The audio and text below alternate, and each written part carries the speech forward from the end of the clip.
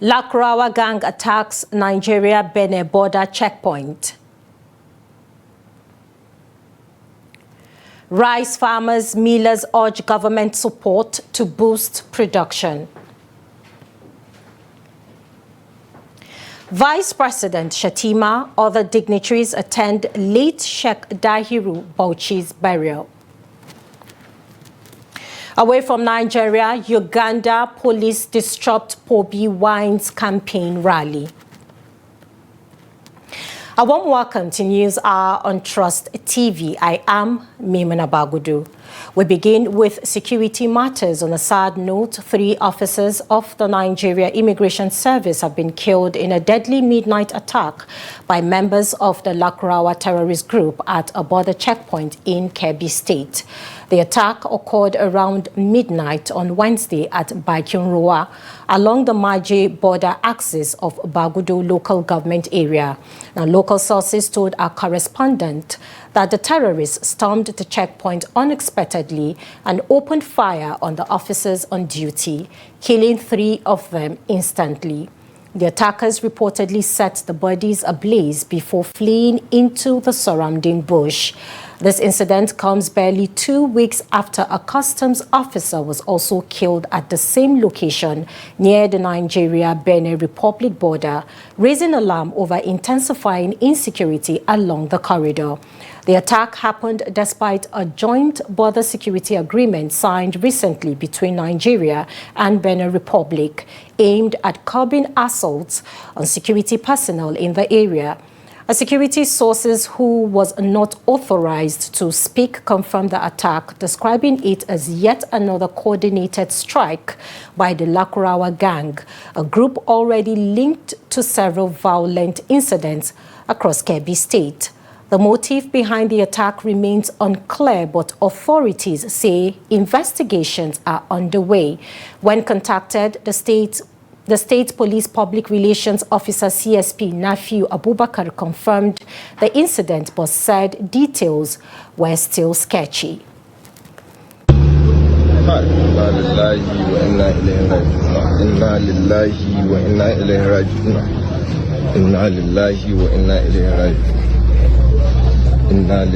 wa inna ilaihi raji'un. Wannan fa mutum ne gashi nan. Inna lillahi wa inna ilaihi raji'un. Inna lillahi wa inna ilaihi raji'un. Inna lillahi wa inna ilaihi raji'un. Amma masallacin ma sun kona. Wai a ce ma mutum wai ga mutum yana ci. Allah ya masa bakai, Allah ya masa. A bakin ruwa kenan fa wannan. A bakin ruwa. Now joining us via Zoom to discuss on the Kebbi insecurity is Aliyu Haliru Bunza. He is a public affairs analyst. Thank you for joining us this evening. Thank you. Now, based on what we know about the repeated attacks along the Maje-Bagudo axis, including the latest incident we saw on Wednesday, what does this tell us about the operational capacity and tactics of the Lakurawa group? Well, good evening. The Lakurawa group is a Sahel bandit organization. It doesn't originate from Nigeria. They have a link with the Niger Republic through Libya, through Burkina Faso, Mali. So they are all over Nigerian border towns within the northwestern region of the country. And quite unfortunate, Kebbi is sharing border with this Benin, Niger, and Burkina Faso. And that is why there have been consistent attacks from the Lakurawas. This Lakurawa sect hosts their cattle restaurants. They don't attack individuals. They preach Islamic, they wrestle cattle from herders, and they force communities to pay taxes, villages and towns within the border region. So the incident that happened recently in Bagudo Maje area with the loss of 3 Nigerian immigration personnel is a quite unfortunate incident. These are border checkpoints, and we keep saying our security must be tactical. They shouldn't be separating themselves. They should be ganging up. How can three nation officers be in the middle of the night patrolling in the middle of the bush with the present security situation in the country? So the security situation have to change their mode of operation within these border communities, and there should be a synergy between them and the community. Because when you have a good synergy with the community, you always have a backup, you always have a first-hand information if such attacks or such people are crossing. They have a route. Like what recently happened in Bagudo local government with this an unconfirmed report stated that it's the route of this Lakorawa. They usually pass through routes, and every time they come across government officials, more especially uniformed men, they just attack them. They don't spare them.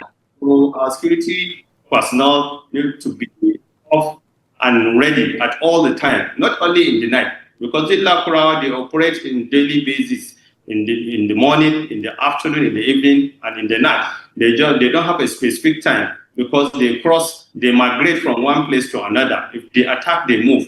They move, and they move out of the country. They don't base in Nigeria. They don't base in Kebbi State. They base in the communities, villages, remote, especially remote villages within the Niger, Benin, Nigeria, Burkina borders. And that is why recently we have been having consistent attack from these Lakorawas. Okay, based on the explanation you gave concerning the borders between Nigeria, Benin, and then Mali, and then surprisingly, this attack took place despite, the recent signed Nigeria-Benin joint border security agreement that we had. So where do you see the major gaps in implementing that agreement on the ground? Well, recently, there is a joint task force with Niger, Benin, and Nigerian forces. What we're saying, we have to commend Mr. President Bola Ahmed Tinubu, for giving a marching order for the recruitment of all policemen, for recruitment of these forest guards that had training recently. So who personnel need to be recruited, and state that are serious need to produce state policing. We have vigilante. So vigilantes need to be trained, need to be and be coordinated and be employed to work together with the security personnel, such as under the control of the police, under the control of the military. There should be synergy between all these security agencies, and more equipment need to be bring into. There will be our policemen are short of this equipment. If you see these Lakorawas, these bandits, they are using modern equipment. So the government need to come in seriously and give our security personnel modern equipment that they can face these bandits, that they can face this Lakorawa. As I was saying, there was a joint task force with Benin Republic, Niger Republic, and Nigeria Republic. If you go to the border, you will see their vehicles, you will see them patrolling, but they are not enough. So this community policing is very key and very important. More equipment, more weapons need to be brought into. Our personnel need to be trained and be retrained, because these people are getting modern training, and we need to have that. When I'm talking about equipment, we're supposed to have consistent surveillance in our borders. These people have two borders, operate and go back to where they come from. If we can have consistent surveillance, we have modern equipment. Developed countries are using drones to monitor their borders. Why? We have these resources. Nigeria is a nation with abundant resources. We can buy these drones. We can have consistent surveillance in our borders. When we have this surveillance in our borders, we will monitor the movement on this kind of people migrating into the country. If you can checkmate their migration, then you can reduce their movement within the country. By that, I believe the government will surely succeed in protecting the lives and properties of Nigeria. So based on what we know about the Lakurawa groups, they go into borders and communities and they get to attack people. But according to the report that we got, what happened on Wednesday, the attackers, reportedly burned the officers' bodies. That is after the attack. So how significant is this detail? Does it suggest a shift in the group's level of brutality or the message they intend to send? Yeah, because this is the first time such an incident happened. They were about, as you likely said, about 3 or 4 weeks ago, they attacked Maja border. They shot a custom officer during that, but they didn't burn anything. They didn't burn even a single level. So they are shifting their attacks. They are bringing another way of attacking the security personnel, because it's not only there. There was an attack some few months ago in an immigration checkpoint about 40-50 kilometers from Kebbi State capital, Benin Kebbi. And they attacked these checkpoints, but they didn't burn their vehicles. But this one is a different one. They burned man's body. They assassinated 3 immigration personnel. After assassinating them, they burned down the whole checkpoint. So this is another way they are shifting their attacks into a different dimension. So the security the security personnel need to be off doing, because we need to stop this menace. Because if they feel they are succeeding, coming into our country, operating, attacking our people, and moving freely, then we don't know what will happen tomorrow. They will, by tomorrow, it's not checkpoint. They will be attacking villages. From villages, they will be attacking towns. Then they will move to the city. So we have to keep up. The government have to come up. The Senate and the National Assembly, they should fast track this constitution. They should sign it. Give states that constitutional opportunity to create state policing, because each community, they have youth. If you employ these community guards to guard their community, you equip them under the control of the military, of the police. But believe me or not, they will stand fit to defend their people. Because it is gone. They don't have any miracle. It's that weapon that they have that gave them the courage to attack people. So if our teaming youths, our security personnel are having modern guns, modern equipment, modern fighting strategy, they can defend every community. So the government have to fast track this, and I'm calling on all the state governors to do their best and fast track creating this community policing, regardless of political affiliation. If you are in any other party, this is Nigeria. We're talking about Nigeria. Yeah. We're talking about the survival of this country. We're not talking about politics. Not politics. So please, everybody should put his hand on deck. Let us fight this thoroughly. Let us stop this menace, because it's destroying our people. They are stopping people from farming. They will put levy on communities. A community that they cannot raise 1 million, they'll put them a levy of about 10 million before they will go to their farms. We want people to survive with this active. That is why this active poverty is hitting people badly. It's just because of this insecurity. We know people, northern western of this country are farmers. Most of them are farmers. So if they don't go to farms, what do you expect? Then poverty will hit them back. Okay. Nigerians are really hopeful that the federal government will do the needful in curbing these incessant issues that we're having based on insecurity in Nigeria. Thank you for speaking with us tonight, Public Affairs Analyst Aliyu Haliru Bonza. Thank you for speaking with us tonight. Thank you very much. Good night. Now moving on, 7 young visitors to a village on the outskirts of Abuja are now missing after a night attack by suspected bandits in Gidam Bijimi, raising fresh concerns about security along the city's border communities. The victims, according to sources, had traveled to Gidam Bijimi to attend a relative's burial when they were ambushed. The incident occurred under the cover of darkness, demonstrating how vulnerable rural communities remain despite increased security deployments. And traveling from Buari roundabout to the village, our team observed a heavy security presence with police and paramilitary units stationed at key points, including ambush positions meant to deter bandits. The Divisional Police Officer of Buari Division, Babayola Musa, and the DPO of RRS, Zanami Kudi, confirmed the abduction after inspecting the scene and assured that operations were ongoing to rescue the youths. In response, the FCT minister held a private session with security chiefs to review measures protecting the capital's border areas.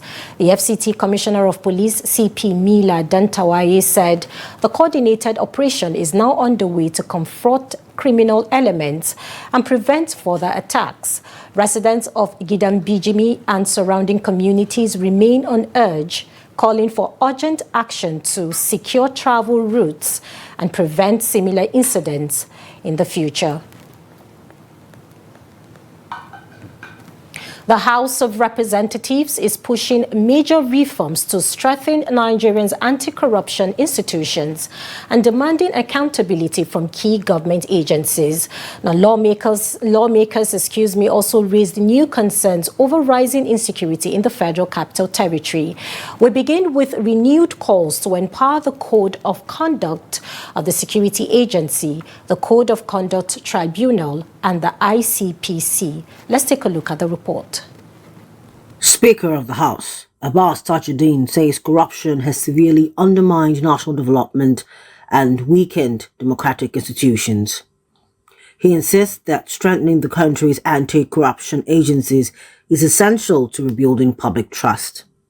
As you are aware, corruption has been the most negative impact on our country's development trajectory since independence in 1960. This is despite the existence of legislations that provide for anti-corruption agencies and empowers them to make every effort to ensure the eradication of this scourge from our society. At a public hearing on amendment bills, the Speaker emphasized that the CCB, CCT and ICPC were created as watchdogs to enforce ethical standards and prevent abuse of office, roles he says remain central to good governance. Chairman of the House Committee on Anti-Corruption, Honorable Kayode Akiolu, noted that the existing laws contain gaps that hinder their effectiveness, stressing the urgency for reforms. Our objectives include enhancing the operational independence of this institution, improving their investigative and adjudicatory powers, and ensuring that the due process and fair hearing are being respected in handling of cases involving public office. Chairman of the Code of Conduct Tribunal, Nasara Umar, added that the proposed amendment would establish a more specialized and independent structure capable of delivering swift and transparent judgments, ultimately strengthening accountability in the public service. Whether to reduce the age to 40 years. In all honesty, provision of age in any context in the country is repugnant to the position of the Constitution under sections 14, 15, 16, 17, 18, 21, 23, and 24 of the Constitution. This provision says that on no account should any aspect of the governance of Nigeria be predicated on age, sex, or status. Bills under consideration include amendments to the Code of Conduct Bureau Tribunal Act, removal of spouses from mandatory asset declaration, and an ICPC Act amendment introducing compulsory counseling and training for offenders. Meanwhile, the House Ad Hoc Committee investigating power sector reforms from 2007 to 2024 has summoned several federal agencies, including the Bureau of Public Procurement, the Budget Office, and the Ministry of Power, over alleged attempts to evade legislative oversight.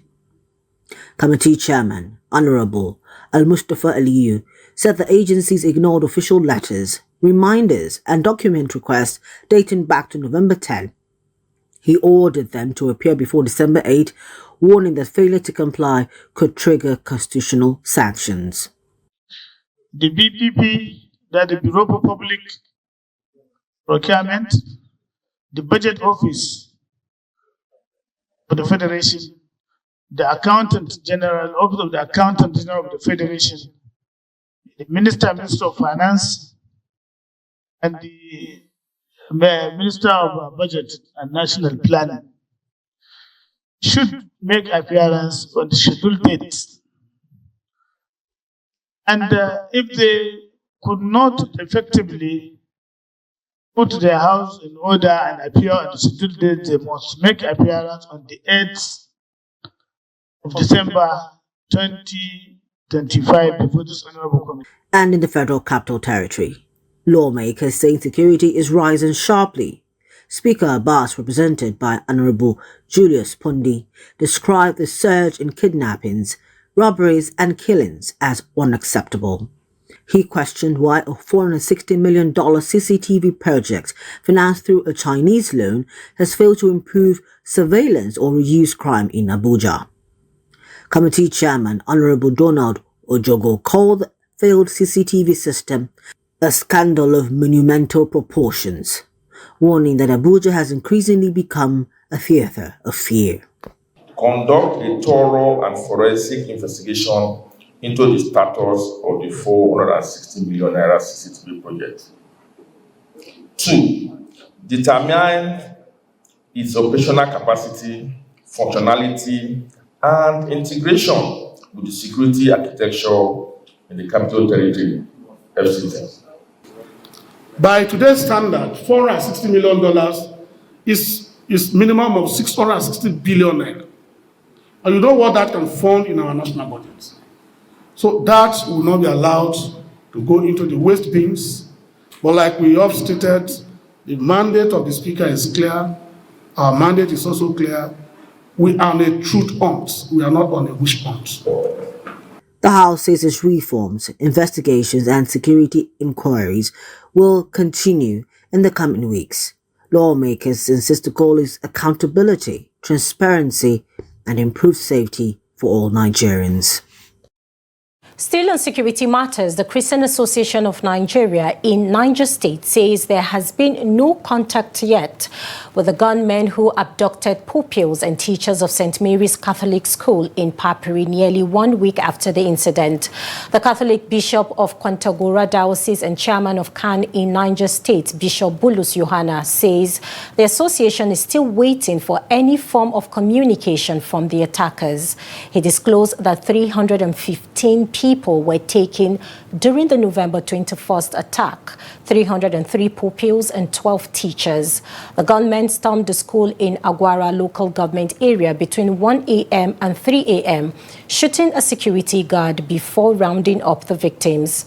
Meanwhile, the Niger State government has shut down all schools and deployed tactical teams, ground troops and local hunters to search for the abducted pupils and teachers. Authorities say the search continues and the public will be updated as more information emerges.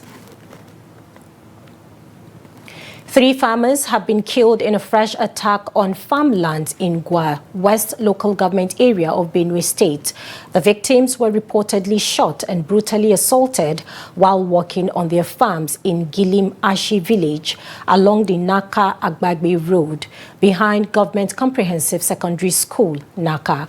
Local sources confirmed that the bodies of the deceased have been recovered and taken to the Naka morgue. The killings follow an ambush less than 24 hours earlier when armed men killed a traveler along the Naka Makodi Road near Kula village. Although Nigerian army troops repelled that attack, the attackers returned on Thursday, this time targeting farmers.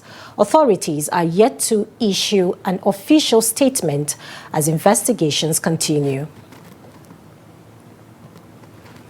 The Nigerian army has charged its frontline troops to respect international humanitarian laws and avoid actions that amount to human rights violations. This was the key message at a sensitization workshop held in Maiduguri. The army delivered the warning during a sensitization workshop on human rights and professional conduct for its personnel at for its personnel at the Mai Malari cantonment in Maiduguri.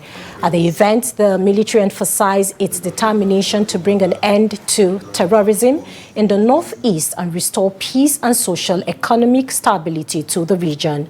The Chief of Civil Military Affairs, Major General Musa Isu Ndagi, cautioned that any soldier found guilty of violating rules of engagement will be punished in line with martial laws.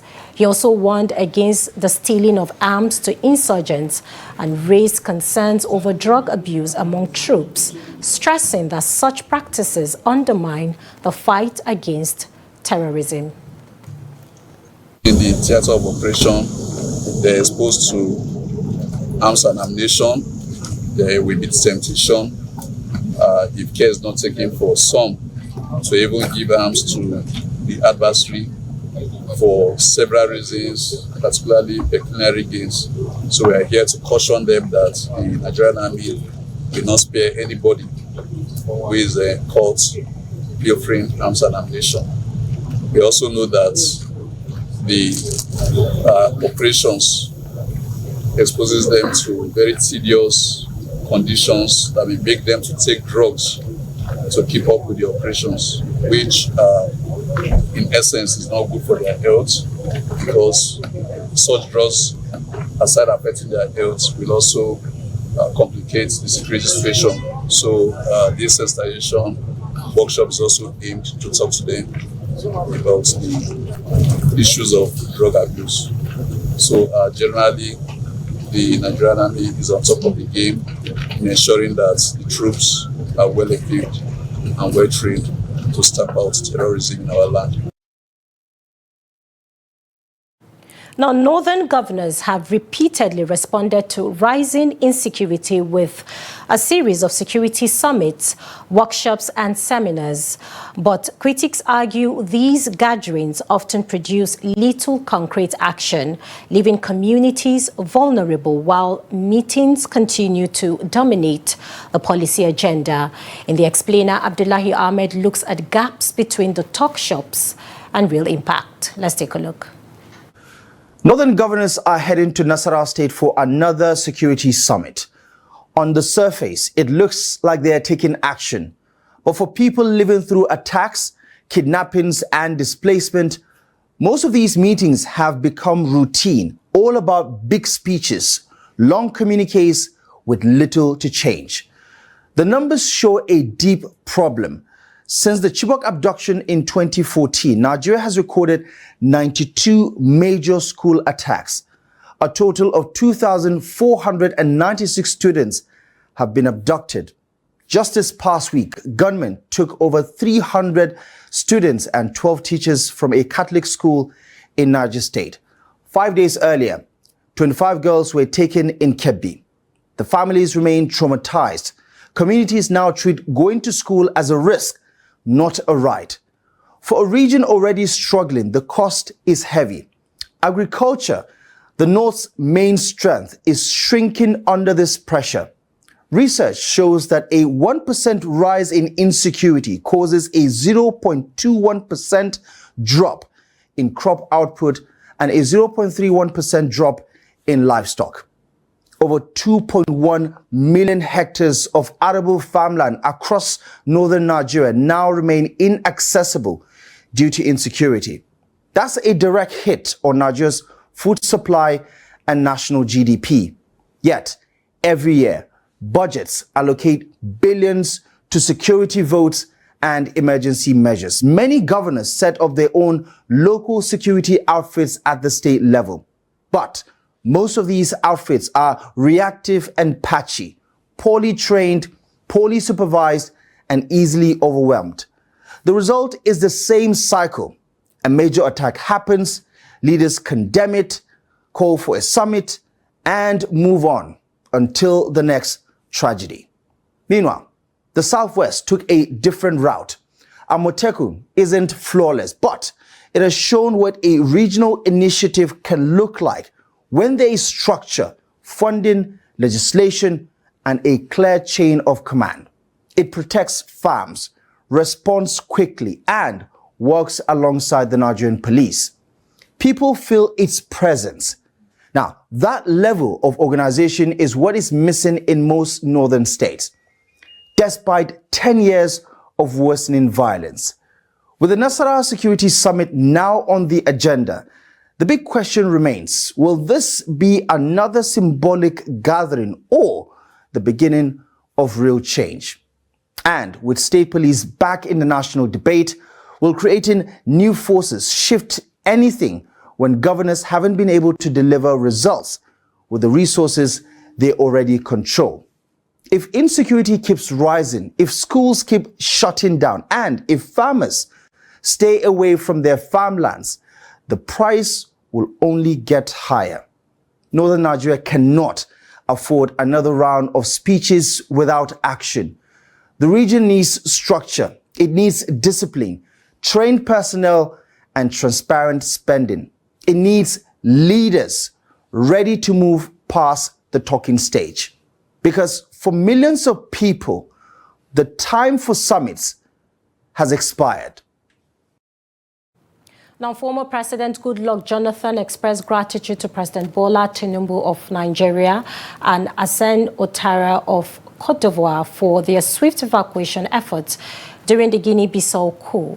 Jonathan clarified that Cote d'Ivoire plane arrived first due to its proximity and regional ties, which facilitated a faster landing permit. As a result, Nigeria was asked to stand down from the evacuation efforts. The coup in Guinea-Bissau occurred while Jonathan was leading the West African Leaders Forum election observation mission, monitoring the country's presidential and legislative elections. He was safely evacuated and returned to Abuja, Nigeria, on a special flight. My conviction is that, and my charge to ECOWAS and AU is that they must announce their results. They have the results because AU and ECOWAS officials were at all the regions when the results were collated. They cannot change those results. They should tally all those results and announce. They cannot force the military out, but they must announce, let the world know who won that election. Let the world know who won that election. Now, rice remains one of the major staple foods widely consumed in almost every Nigeria home. Efforts by both farmers and authorities to achieve self-sufficiency in food production have largely been ineffective, due in part to insufficient budgetary allocations and limited attention to the agricultural sector. And farmers continue to grapple with soaring input costs and a serious imbalance between production expenses and market prices, a situation that discourages active participation in agriculture. And Trust TV's Abdullahi Yamadi visited local rice milling centers in Kastina's Funtua zone to report on the challenges.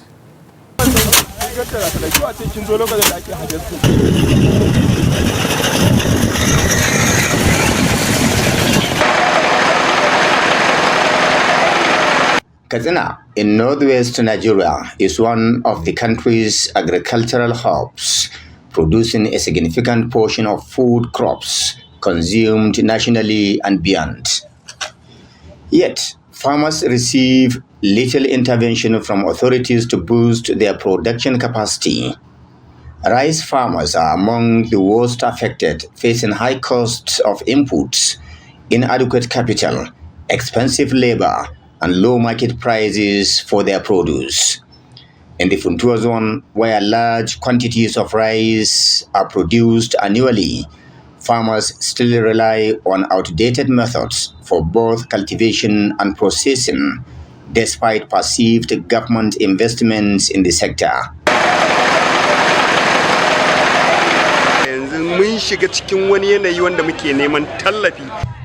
At least, if we can have more support and intervention in terms of inputs, it could ease some of the difficulties we are going through. We produce thousands of tons of rice here, but production capacity is declining due to many challenges facing farmers. We want governments to increase budgetary allocations to agriculture. We want to see commitment, not just promises. If the government is serious about security, the most important security is food security. Agriculture remains the highest employer of labor, today, tomorrow, and beyond. From the farms where the process begins to the mills where paddy is threshed into polished rice, the production process places serious disadvantages on farmers, forcing many out of business. Despite these challenges, local rice millers in Funtua continue to process paddy into consumable rice that competes favorably with both local and international brands. They describe rice cultivation not just an occupation, but as a lifeline for millions who depend on the grain daily. Farmers and millers cited persistent insecurity, lack of access to low-interest loans, and inadequate modern facilities as major obstacles, forcing some to abandon production midway. Another challenge is unstable and unreliable power supply, which disrupts production, causes delays, and increases operational costs. We need more transformers. At least now in Bakuru, we need at least, if not 5 or 6 transformers in Bakuru local government to provide a constant power supply that will enhance our business, rice processing and even transformation of rice to another standard. Another issue is the processing machines. We normally use our local machines to process rice, and the issues like that. Now we have gone beyond the processing of rice with the local machines. Many farmers and millers are falling due to challenges such as epileptic and insufficient power supply and lack of access to credit facilities, creating a serious imbalance between production costs and final consumer prices. Worried by these developments, rice farmers and processors in Funtua are calling for greater government intervention and funding to enhance production capacity and help the state and the country achieve food sufficiency. Abdullahi Ismayamadi, Trust Television News. Now, Black Friday is here and Nigerians are already scouting for the cheapest deals they can find. But the questions keep coming. Are these discounts real or are stores just playing pricing tricks? And with end-of-year sales happening at the same time, many shoppers now say it's getting harder to tell what offers are genuine. In this report, Dorcas Yakubu spoke with shoppers in Abuja to answer the question, what's really behind the price splash fever? The report. Across Abuja, the Black Friday rush is in full swing, both online and in stores. With end-of-year sales running alongside, shoppers have even more deals to pick from and more reasons to worry about fake discounts. Many people we met shared honest, mixed reactions about the prices they're seeing. 2 years back, there was this advertisement on one Black Friday stuff. So online though, I patronized and it was true. I got the digital, it was on the phone. I got it for a cheaper price. On that day, things are cheap, they're affordable, a lesser price. Anything you want to get on that day, I've done once. I went to get clothes, wares, and some foodstuffs on that day. My money was not big, but what I got was enough for me. Yeah, I take it to be just like a marketing strategy, in my own view. I don't think it's true. Because when you compare to what they will tell you, getting into the market sales is still the same thing that you still get. It's the same thing, which means their price is actually higher than, as they call it, to be black. Well, it depends on where they buy from, because I do not really think anybody who buys with the way things are right now would give out 50%. That's a lot. A common concern kept coming up. Some stores raise prices weeks before Black Friday, then slash them back to the original amount. With many Nigerians shopping online, people are paying closer attention to these tactics. Vendors themselves are also divided. Some say Black Friday helps them clear stock. Others say the pressure to cut prices forced them to sell at a loss. For end of the year, we do more of slash sales because it's coming to an end. So you need to sell out your old stuff in order for you to be able to restock. So end of the year is always exciting because you know that, okay, you are giving it at a discounted amount. So people will definitely buy it. So no, there's not much customers the way we were expecting. So I don't know, but I think the things are expensive for them. They expect it to be like a church fair is something like supposed to be like cheaper. To help explain the sales tactics, we spoke with a digital marketing expert. A lot of these flash sales discounts are not real. Some of these scarcity or urgency that are created by marketers are mostly exaggerated or even false. So it is something that a lot of us know, and some of these, they tell you these things are available, but it's not real most of the time. So what I advise shoppers or people who are intending to buy is to always try to track your marketer's history. If you want to buy something, you want to know this discount they are giving, is it different from the real price? He says retailers now depend heavily on online ads, influencers, and flash sale tricks to draw attention and push buyers to check out quickly. But for shoppers, the rule is simple. Check prices on different platforms, cross-check discounts, and watch out for wild price jumps before sales day. As more Nigerians shop online, people want clearer pricing and honest advertising. Buyers say that's the only way Black Friday and end-of-year sales can keep their trust. Dorcas Yakubu, Trust TV News, Abuja. In another news, the famous Islamic scholar Sheikh Dahiru Usman Bauchi has been laid to rest amid a massive crowd of followers, admirers and dignitaries who traveled from far and near to attend his funeral. The federal government delegation led by Vice President Kashim Shettima joined thousands of mourners at the Bauchi main Eid ground for the prayer. Trust TV's Adamu Imam was at the funeral and now reports.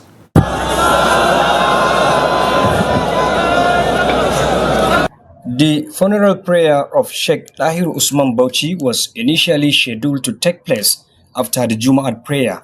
However, due to overwhelming turnout of followers and sympathizers from across the country, it was conducted later in the evening. The prayer was led by Sheikh Sharif Saleh, a close associate of the late scholar and a companion in Islamic propagation. Before the arrival of the scholar's remains at the venue, a brief stampede occurred as crowds surged, leaving a few people with minor injuries.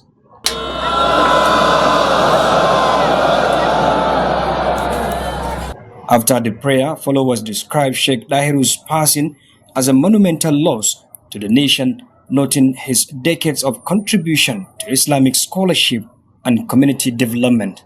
We came here, Bauchi, for just to witness the janaiza of Maulana Sheikh Usman Bauchi.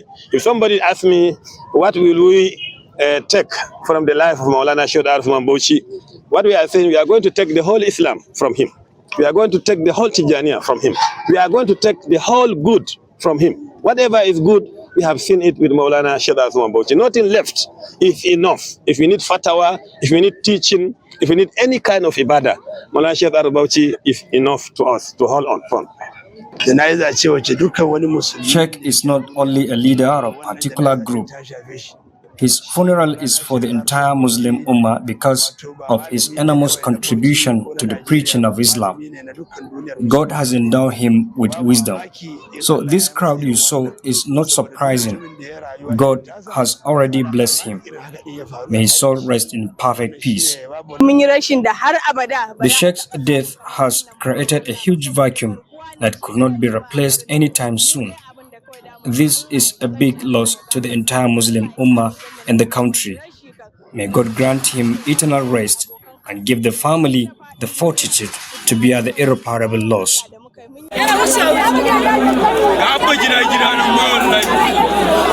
The Bauchi State Government has declared Friday a work-free day in honor of the late cleric, allowing residents to pay their respects. Adam Imam, Trust TV News, Bauchi. As the Harmattan season approaches, the Taraba State Fire Service has issued a renewed call to residents, urging them to report fire incidents immediately to help reduce the growing number of avoidable losses.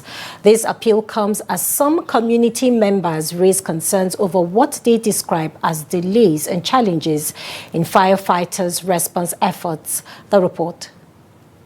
With officials saying many incidents escalate because reports come late, leaving firefighters with limited time to intervene, the Taraba State Fire Service is urging residents to remain vigilant and promptly alert authorities at the first sign of a fire outbreak.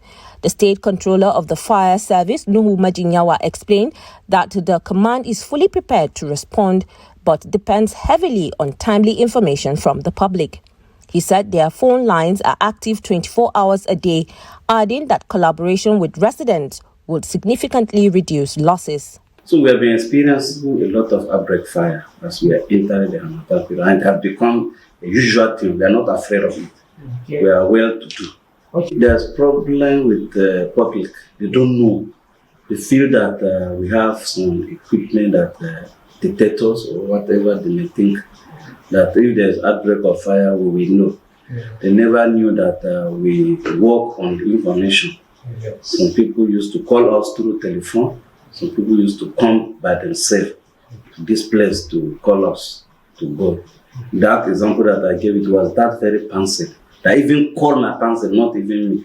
Okay. My pansy called me. You see, the communication about 3 people involved. Yeah. And when they call me now, I now have to give an order for the firefighters to be in that place. However, some residents believe the issue goes beyond early reporting. A resident, Ahmed Abubakar, said the major concern is the delay after calls are made. Well, there are a lot of things that need to be put into consideration. You know, at times, softness trims over hardness, prevalence over strength. What is more malleable is always superior to that which is immovable. But the principle of controlling things are going along with them of necessary through adaptation. You know, there are a lot of things that we need to at least put in place before the time. Because this is a very, I can say, dangerous time due to the, weather condition. And other residents added that although they appreciate the firefighters' effort, challenges persist. We are facing these periods, you understand? But thank God, we have the personnel, they have already, you understand, informed about the issue, and they have acquired every equipment and they are ready to defend the issue of this fire outbreak in this Harmattan. People need to be very careful with how they handle fire during this season. The Harmattan season comes with strong winds, and grasses are completely dry, which make it easy for even small flame to cause a fire outbreak, especially for our women at home. When they light fire to cook, if they are not careful, the wind can carry the flame and drop it on something dry, and that can easily lead to a fire. And a few people alone cannot put out a large fire once it starts. They must call the fire service to help. So please, everyone should be careful. Sometimes they are doing. When we hear about the fire, they used to come. They are trying. They are trying. Yes. So when you see fire is doing, you used to call the fire service, and they used to come and help us. Responding to these concerns, the fire service acknowledged the complaints but explained that the present administration is working to improve capacity. They noted that several challenges, including inadequate equipment, difficult road access, and limited funding, continue to hamper their operations. Still, the command insists it remains committed to safeguarding lives and property. Even though our governor is trying very much because we have republishing all our vehicles, about 5 of them. So what we are appealing to him now is the horses, the food chemicals, and which he has given us assurance is going to do them. If say that thing is available, especially this period that we are in now, we will have appreciate, and the masses will have even appreciate because we'll be able to turn up at a good time and do the good job for them. The fire service further encouraged households and businesses to adopt preventive measures and keep emergency numbers within reach.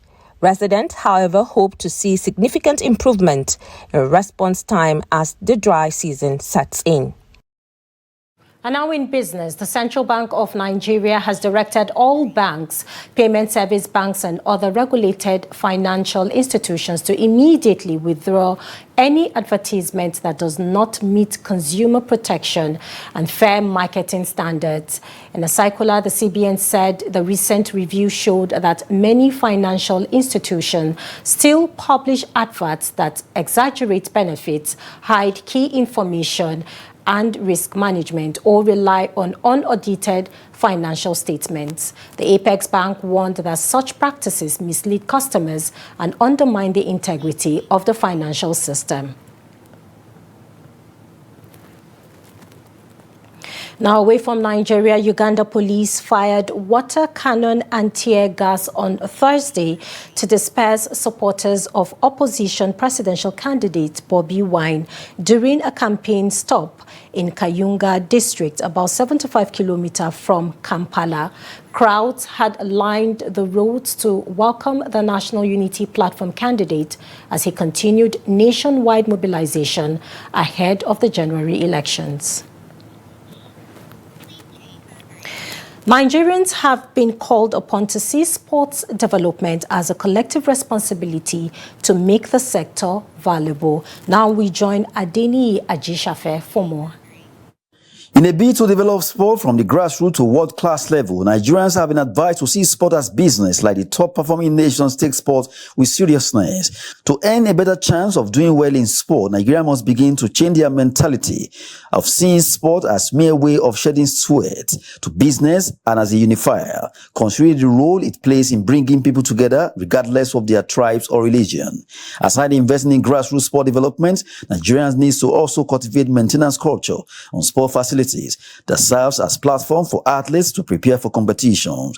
While appearing on Trust TV sports flagship program 360 Sport, former handball player Richard Agbonifo called on Nigerians to change their attitude towards sport in order to develop it. But the government gives a lot of billions, millions out for the sport, but it doesn't get to the players. That maintenance culture is also lacking.